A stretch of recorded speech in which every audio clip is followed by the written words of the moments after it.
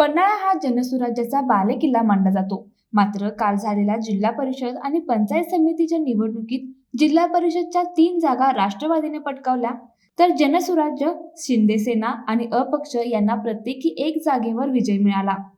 पंचायत समितीत शिंदे सेनेने 4 आणि राष्ट्रवादीने 3 अशा 7 जागा जिंकत जनसुराज्याच्या 25 वर्षाच्या सत्तेला सुरुंग लावला.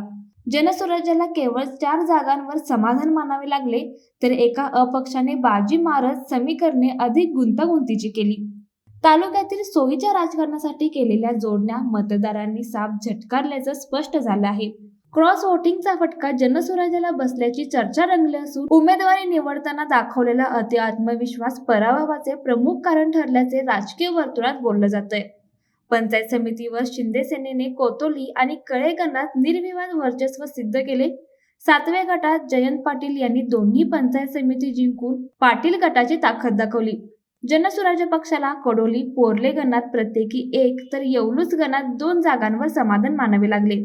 एकूणच पन्हाळ्यातील निकाल जनसुराज्यासाठी आत्मपरीक्षणाची घंटा ठरला असून तालुक्यातील आगामी राजकारण अधिकच रंगणार हे निश्चित. Bureau office live Marathi.